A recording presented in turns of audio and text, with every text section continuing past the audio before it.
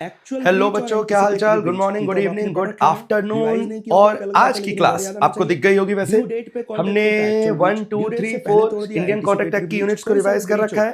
अभी इसमें कंटिन्यू रहेंगे। हम यूनिट 5 को देखने जा रहे हैं। और अगेन बच्चों, ये यूनिट उतनी बड़ी तो नहीं है जितनी यूनिट बड़ी हमारी 3 और 4 थी, लेकिन इंपॉर्टेंट है ना। चलो आओ शुरू कर रहे हैं। टॉपिक का नाम लिखा हुआ है ब्रीच ऑफ कॉन्ट्रैक्ट और रेमेडीज। और असल में यही दो टॉपिक है और एक लास्ट का क्वांटम मेरिट वाला टॉपिक इंपॉर्टेंट है। ये सब कुछ है इसके अंदर। तो आओ शुरू करते हैं। शुरुआत का तो बहुत इजी है। सबसे पहले बताता है ब्रीच ऑफ कॉन्ट्रैक्ट की बातें। ब्रीच का मतलब हुआ बेटा जहां पार्टियां अपना काम करने में, अपनी ऑब्लिगेशन को फुलफिल करने में बेचारी क्या हो गई, फेल। अगर पार्टियां अपनी ऑब्लिगेशन फुलफिल करने में फेल हो गई तो इसी को बोला गया ब्रीच ऑफ कॉन्ट्रैक्ट। नाउ ये दो तरीके के हो सकता है, एक एक्चुअल ब्रीच ऑफ कॉन्ट्रैक्ट और एक एंटीसिपेटरी ब्रीच ऑफ कॉन्ट्रैक्ट। तो बेटा एंटीसिपेटरी ब्रीच ऑफ कॉन्ट्रैक्ट जब होता है जब an anticipatory breach of contract is a breach of contract occurring before, जो ड्यू डेट के जो फिक्स टाइम था उसके आने से पहले टूट जाता है। ये लिखा हुआ है breach of contract occurring before the time fixed for performances arrived. अभी तक जो टाइम फिक्स था वो अराइव नहीं हुआ और उससे पहले ही आपने कॉन्ट्रैक्ट को तोड़ दिया। When the promiser refuses all together, जब प्रॉमिसर ने काम करने से सीधा मना ही कर दिया, एंड सिग्निफाई और उसने दर्शा दी अपनी unwillingness before the time for performance has arrived, जो समय फिक्स था वो अराइव होने से पहले। अब कैसे वो मना कर रहा है, या तो एक्सप्रेसली बाय वर्ड्स और बोलकर या लिखकर, सीधा बोल रहा है मैं नहीं करूंगा, या फिर वो कोई ऐसी गतिविधि कर रहा है जिससे हमें नजर आ रहा है कि वो काम नहीं करेगा। तो सेकंड पॉइंट हो गया हमारा इम्प्लाइडली। तो एंटीसिपेटरी ब्रीच करने के दो तरीके, या तो बोलकर लिखकर, बोले तो एक्सप्रेस, या तो उसने कोई ऐसी गतिविधि कर दी, बोले तो इम्प्लाइड, जिससे नजर आ रहा है कि वो काम करने वाला नहीं है, टाइम से पहले काम करने वाला नहीं है, ये नजर आ गया। तो दैट इज एंटीसिपेटरी। इससे ज्यादा नहीं। फिर बच्चों सेकंड क्या बनेगा, एक्चुअल। बच्चों वाली बात है, अगर वो था समय से पहले तो ये है समय के बाद नहीं, समय पे। ये लिखा हुआ है इन कॉन्ट्रास्ट अपोजिट सिचुएशन में it is a case of refusal. यहाँ पे रिफ्यूजल हो रहा है to perform the promise on scheduled date, जो समय फिक्स था उस दिन आकर मना कर रहे हैं। The party to a lawful contract are bound to perform, party bound थी परफॉर्म करने के लिए, लेकिन किसी का दिमाग खराब हुआ और उसने जिस दिन परफॉर्मेंस करनी थी उस दिन परफॉर्मेंस करने से अपने हाथ खींच लिए, तो उसको ब्रीच बोला जाएगा। And the breach is known as actual breach. भाई पहला पेज खत्म हो गया। ब्रीच क्या होता है, जब पार्टियां अपनी परफॉर्मेंस को फुलफिल नहीं कर पा रही, अपने प्रॉमिस की परफॉर्मेंस को फुलफिल नहीं कर पा रही। Now it can be of two type, actual और एंटीसिपेटरी। खत्म हो गया बच्चों पहला पेज।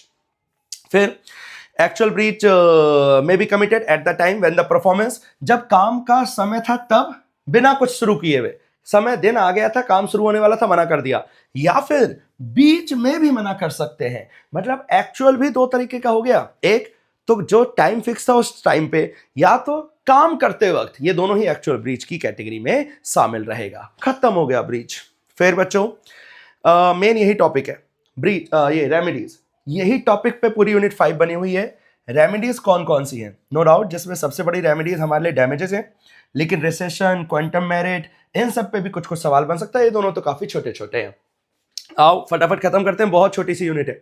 Suit for damages. भाई सबसे बड़ी रेमेडी, जाहिर सी बात है ना, ए और बी में कॉन्टेक्ट हुआ, ए ने ब्रीच कर दिया जिसकी वजह से बी को नुकसान हुआ, तो अब बी के पास बहुत सारी रेमेडीज हैं। रेमेडीज का मतलब हुआ बच्चों बहुत सारे उपचार हैं, वो बहुत सारे तरीके से अपना बदला ले सकता है। तो बदले लेने के बहुत सारे तरीकों का पहला तरीका है डैमेजेस के लिए केस करना।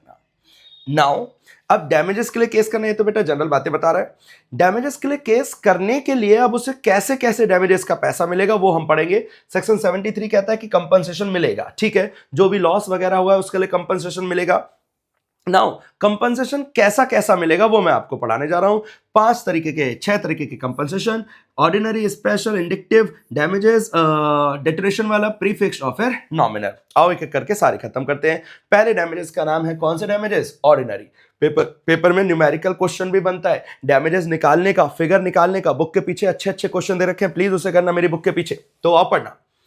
When a contract has been broken then the party who suffers, जो पार्टी सफर कर रही है, जिसने बेचारे ने झेला, इज एंटाइटल्ड टू रिसीव, उसको मिलने का अधिकार है। उस पार्टी से जिसने कॉन्ट्रैक्ट तोड़ा उससे क्या मिलेगा, कंपनसेशन, जो भी उसे हुआ हो डैमेज के तौर पे, cost to him thereby which naturally arose, जो नेचुरली लॉस हो रहा था यूजुअल कोर्स ऑफ थिंग्स में, उस ब्रीच की वजह से आपको जितना नुकसान हुआ मैं भरपाई करूंगा भाई। और विच द पार्टी नो, या फिर पार्टियों को पता था when they made the contract कि भाई कितना लॉस होगा, तो जो यूजुअल लॉस है वो, या जितना पार्टियों को पता था लॉस होगा, वो सारे की मैं भरपाई करूंगा। एंड दैट भरपाई इज नोन एज ऑर्डिनरी भरपाई, ऑर्डिनरी डैमेजेस। ठीक है, ध्यान रहे ये बेटा, हर जगह ध्यान रखना है, रिमोट लॉस और इनडायरेक्ट लॉस की कोई भरपाई नहीं होती। मेरी वजह से नुकसान ही नहीं हुआ तो मैं किस बात की भरपाई करूं, रिमोट और इनडायरेक्ट लॉस की कोई भरपाई नहीं होती। दूसरा सेकंड पॉइंट ऑर्डिनरी डैमेजेस के बाद सेकंड पॉइंट है हमारा स्पेशल डैमेजेस। स्पेशल डैमेजेस, नाम ये ना special, where a party to contract receives a notice. मैंने पहले ही बता दिया था कि भाई मैं ये तो होगा ही होगा, जो नुकसान होगा वो तो लूंगा ही लूंगा, इसके अलावा भी तुम्हारी बैंड बजा दूंगा। तो जो एक्स्ट्रा बैंड बजाने की बात बोली है is known as special damages. लिखा हुआ है जब नोटिस दे दिया था स्पेशल सर्कमस्टांसेस का, then he will be liable not only for damages. तो ऐसे हालातों में ना केवल आपको डैमेजेस नेचुरल वाले देने हैं, नेचुरल वाले मतलब ऑर्डिनरी वाले, ऑर्डिनरी के अलावा स्पेशल डैमेजेस की भी आपको भरपाई करनी पड़ेगी। तीसरा, ये बेटा तीसरा डैमेजेस है विंडिक्टिव और एग्जाम्पलरी।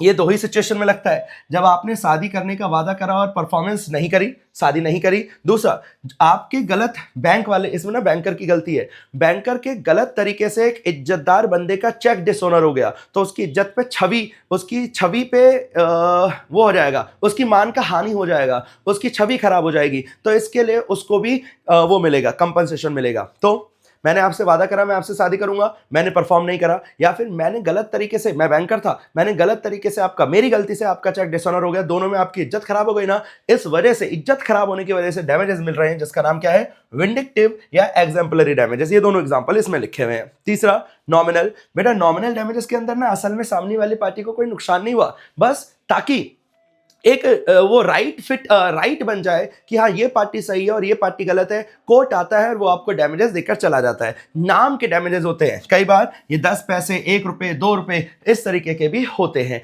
प्लेंटिव बंदा बच्चों वो होता है जिसपे बेसिकली जिसके साथ कुछ बुरा हो रहा है, एग्रीड पार्टी आप कह सकते हो। चलो fifth, damages for deterioration caused by delay. Delay होने की वजह से अगर सामान में कुछ खराबी हो गई तो उसकी भी भरपाई होगी। इन केस ऑफ डिटरेशन मतलब खराब होना, गुड्स में डिटरेशन हो गया देरी की वजह से, then damages can be recovered from carrier even without notice. तो बिना नोटिस दिए भी मैं आपसे डैमेजेस क्लेम करूंगा। द वर्ड डिटरेशन का मतलब ना केवल फिजिकल डैमेजेस है, सामान खराब हो गया, बट इसके अलावा मेरे पास स्पेशल अपॉर्चुनिटी थी लेकिन वो स्पेशल अपॉर्चुनिटी मिस हो गई आपके लेट आने से। मैंने आपको बोला था भाई 2 तारीख तक दे जाना, क्योंकि मेरे को 3 तारीख को फलाना इंसान को देना है, आप 4 तारीख को आए, तो इसकी वजह से मेरी जो अपॉर्चुनिटी थी किसी और को बेचने की, ये मुझसे मिस हो गई। आपके डिले की वजह से मुझे नुकसान हुआ। आजा बेटा, लंका लगाऊंगा, डैमेजेस लूंगा, damages for deterioration caused by delay. बेटा खत्म हो गया, मतलब 1-2 और है, अभी मेरे को 7-8 मिनट ही हुए हैं लगभग बोलते हुए, और लगभग मेजर हिस्सा खत्म हो चुका है। इसके अलावा प्रीफिक्स एकदम बच्चों वाला है। बच्चों प्रीफिक्स के अंदर पार्टियों ने पहले ही फिक्स कर लिया है कि कौन किसको पैसा लेना देना करेंगे। शुरुआत में ही उन्होंने अमाउंट को फिक्स कर लिया। जब शुरुआत में अमाउंट को फिक्स कर लिया तो इस डैमेजेस का नाम क्या बनता है, प्रीफिक्स डैमेजेस। प्रीफिक्स नाम ही है ना, प्रीफिक्स। अब इसके अंदर बेटा सुनना, अगर नुकसान हुआ है 1 लाख का, पहले से डिसाइड कर रखा था 2 लाख, तो 1 लाख मिलेगा। मतलब ध्यान रहे, नुकसान से ज्यादा पैसा नहीं मिलेगा। अगर नुकसान ही 1 लाख का हुआ है, तुमने फिक्स कर रखा होगा 50 करोड़, तो 50 करोड़ नहीं मिलेगा, जितना नुकसान होगा उतना मिलेगा। यह ध्यान रखना है, प्रीफिक्स के अंदर यह लिखा हुआ है। और फिर आती है एक पेपर में आने लायक बात, आता है इंपॉर्टेंट, पेनल्टी और लिक्विडेटेड डैमेजेस। इसे वैसे हमने बहुत बार पढ़ा है, मैं फिर से बोल देता हूं बेटा। पेनल्टी लोगों को डराने के लिए लगती है, लिक्विडेटेड डैमेजेस उतना होता है जितना सामने वाली पार्टी को क्या होता है, लॉस। तो लॉस की भरपाई करने की इंटेंशन से लगाया जाता है लिक्विडेटेड डैमेजेस, लेकिन सामने वाली पार्टी में डर का माहौल आ जाए, कॉन्ट्रैक्ट तोड़ने से पहले 100 बार सोचे, ऐसे डर को बनाने के लिए लगाई जाती है पेनल्टी। पेनल्टी हमेशा ज्यादा फिगर होती है और लिक्विडेटेड डैमेजेस हमेशा अनुमानित नुकसान होता है। यह है इसके अंदर का मेन पॉइंट जो मैंने आपको बता दिया। ये बात अगर आपको पढ़नी हो तो इसे डिटेल में पढ़ लेना, यहां पे ये वाले पॉइंट में आप अच्छे से पढ़ लेना। मैं 1-2 बातें बढ़ा देता हूं, जैसे if the sum payable is so large, अगर बहुत ज्यादा है, जितने का प्रोबेबल डैमेज होता है उससे भी ज्यादा है, तो बेटा नुकसान से ज्यादा की पैसे की बात चल रही है, पेनल्टी बनेगा। तो it is certainly a penalty. लेकिन दूसरी तरफ जितना हम पैसा देने की बात कर रहे हैं वो उतना ही है जितना नुकसान होने वाला है, तो वो डैमेजेस बनेगा। ये सब कुछ लिखा तब वो लिक्विडेटेड डैमेजेस बनेगा। The essence of penalty, penalty की एसेंशियल चीज ये है कि यहाँ पे मनी दिया जा रहा है एज अ टेररम। टेररम मतलब जिससे सामने वाले के मन में भय आ जाए, डर आ जाए। ऑफेंडिंग पार्टी जो खराब पार्टी है। The essence of liquidated damages, liquid damages में हम सामने वाले का जेन्युइन प्री एस्टिमेट निकाल रहे हैं कि उसको कितना नुकसान हो सकता है। तो नुकसान की भरपाई करने का इंटेंशन लिक्विडेटेड डैमेजेस, अगर भरपाई करने का इंटेंशन नहीं है, डराने का इंटेंशन है, पेनल्टी। खत्म। इंग्लिश लॉ भाड़ में गया, हमारे लिए काम का नहीं है बेटा। डैमेजेस खत्म हो गए। रेमेडीज की पहली रेमेडीज आपके हाथ लगी डैमेजेस। देखो इस यूनिट में, यूनिट 5 में सबसे पहले क्या पढ़ा? ब्रीच पढ़ा। ब्रीच का मतलब पढ़ा, एक्चुअल ब्रीच पढ़ा, एंटिसिपेटरी ब्रीच पढ़ा, खत्म हो गया वहीं पे। फिर उसके बाद पढ़ा भाई ब्रीच तो कर लिया, बहुत बढ़िया। नाउ अब देख तेरे साथ क्या करूंगा मैं, मेरे पास बहुत सारे राइट हैं, मेरे पास 5-6 राइट हैं। जैसे हम बोलते थे रेमेडीज, रेमेडीज का पहला पॉइंट था डैमेजेस, और डैमेजेस भी बहुत तरीके के थे। अब second point, registration of contract. आपके पास दूसरा राइट है, कॉन्ट्रैक्ट तोड़ सकते हो, खत्म हो गया। When a contract is broken by one party, then the other party may treat the contract as assigned. तो सामने वाली पार्टी भी कॉन्ट्रैक्ट को टूटा मान लेगी। In such a case, he is absolved of all his obligation. ऐसे case में उसे अपनी सारी ऑब्लिगेशन अब करने की जरूरत नहीं है और उसे कंपनसेशन तो मिलेगा ही मिलेगा, जाहिर सी बात है। तो what is your second right? पहला राइट आपको डैमेजेस मिलेगा, वो यहाँ पे फिर से लिखा हुआ है। सेकंड राइट, आपको अब आपके काम करने से अब आजाद हो गए, एब्सॉल्व हो गए, अब आपको कोई ड्यूटी परफॉर्म करने की जरूरत नहीं है। ये आपका सेकंड रेमेडी। तीसरा बेटा पढ़ लेना, कई बार पेपर में बनता है, मैं इसकी कुछ लाइनें आपको जरूर पढ़ाऊंगा। क्वांटम मेरिट, इससे पहले का आई होप सबको क्लियर होगा। यस सर, सबको क्लियर है? अगर क्लियर है तो हम आगे बढ़ेंगे। आओ शुरू करते हैं। आगे क्या लिखा हुआ है देखना। Where one person has rendered service to another, एक इंसान ने दूसरे को कोई सर्विस दी है। विच इंडिकेट एन अंडरस्टैंडिंग, जहां एक अंडरस्टैंडिंग है कि it is to be paid for although, हम पैसे देंगे, बेशक कोई पर्टिकुलर पैसा फिक्स नहीं हुआ। Then the law will infer a promise to pay, हमारे बीच में एग्रीमेंट हुआ था, हमने पैसा डिसाइड नहीं करा था, लेकिन ये था कि मैं पैसे दूंगा तो मुझे पैसा देना पड़ेगा, ठीक है। क्वांटम मेरिट कहता है जितना सामने वाली पार्टी डिजर्व करती है उसे उतना तो दे दो। हाउ मच क्वांटिटी सामने वाली डिजर्व करती है, हाउ मच अमाउंट सामने वाली डिजर्व करती है, उसे वो दे दो। ये है क्वांटम मेरिट। ये है अगली लाइन बेटा काम की। क्वांटम मेरिट कहता है as much as a party doing the service has deserve, वो पार्टी जितना डिजर्व करती है उसे उतना दे दो। It covers a case where the party injured by the breach, ऐसे हालातों में अगर कोई पार्टी ब्रीच से इंजर हुई है, had eight the time of breach done part, और ब्रीच के वक्त पे उसने कुछ काम करा है, तो बेटा कुछ तो काम कर दिया ना। बेशक कॉन्ट्रैक्ट ब्रीच हो गया लेकिन कुछ काम तो हो गया ना। जितना काम हो गया उतने की उसको क्या दे दो? भरपाई कर दो। भरपाई कर दो मतलब इसी को बोला गया क्वांटम मेरिट। आगे for the application of this doctrine, ये क्वांटम मेरिट का डॉक्ट्रिन जब लगेगा जब दो कंडीशन सेटिस्फाई होंगी। It is available if the original contract has been discharge, ये जब ही होगा जब ओरिजिनल कॉन्ट्रैक्ट डिस्चार्ज हो गया ब्रीच की वजह से। दूसरा, the claim must be brought by a party not in default, और ये क्लेम वो पार्टी कर रही है जिसकी कोई गलती नहीं थी, जिसकी कोई गलती नहीं थी। और अगर उसने कोई काम कर दिया तो उसे जितना उसने काम कर दिया उसके बदले में जितना वो डिजर्व करता था उसे उतना पैसा मिल जाना चाहिए, लॉ कहता है। चलो जी आगे। The claim for quantum merit, quantum merit का क्लेम कब आता है? जब कॉन्ट्रैक्ट वॉइड हो जाता है। व्हेन समथिंग इज डन, जब कुछ किया गया था लेकिन ग्रेशियसली नहीं किया गया था, ग्रेशियसली मतलब फ्री फोकट का नहीं था। जब एक्सप्रेस इंप्लाइड कॉन्ट्रैक्ट था लेकिन कितनी रेमोरेशन होगी ये फिक्स नहीं था। जब एक पार्टी ने अबेंडन कर दिया, खुद को काम करने से मना कर दिया। तो बेटा ये सारी बातों को मिक्स करके लिखा हुआ है, बस आपको ये ध्यान रखना है। क्वांटम मेरिट कहता है अगर किसी पार्टी ने जितना काम करा उसको उतना डिजर्विंग के तौर पे पैसा मिलना चाहिए। अब उसके लिए जो कंडीशन थी कि कॉन्ट्रैक्ट ब्रीच हो जाना चाहिए, वो पार्टी केस करेगी जिसकी फॉल्ट नहीं था, ये सारी कंडीशन को आप ध्यान रखना। 3 से 4 नंबर के क्वेश्चन के लिए रेडी रहना। क्वांटम मेरिट आगे लिखा हुआ है सूट फॉर स्पेसिफिक परफॉर्मेंस। तीसरा, आपके पास राइट है, मैंने कॉन्ट्रैक्ट तोड़ा है, मैंने ब्रीच करा है, तो आपके पास राइट है, आप मुझसे स्पेसिफिक परफॉर्मेंस करवा सकते हो कोर्ट से ऑर्डर दिलवा के।